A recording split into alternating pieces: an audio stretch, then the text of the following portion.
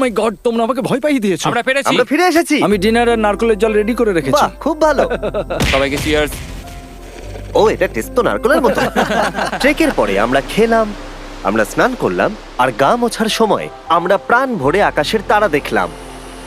কারণ সমুদ্রের মাঝখানে থাকার সময় তোমার মনে হবে তুমি যেন অন্য কোনো গ্রহেতে চলে এসেছো। কিন্তু অপ্রত্যাশিতভাবে রাত্রে এমন কিছু হতে চলেছিল যার ভয় আমরা চ্যালেঞ্জের শুরু থেকেই পাচ্ছিলাম। পুরো ভিজে গেছে। বন্ধুরা, বাজে খবর আছে। আমাদের শেল্টারের উপরে অনেক জল জমে গেছে। আমি জানি না আমাদের এর তলায় থাকাটা সেফ হবে কিনা। আমাদের শেল্টারকে আপগ্রেড করার অনেক চেষ্টা করা সত্ত্বেও ঝড়ের সময় জল ছাদের উপরে জমছিল। আমাদের উপরে অনেক জল রয়েছে। আচ্ছা, জলের ভারে স্ট্রাকচারটা ভেঙে পড়বে না তো? আর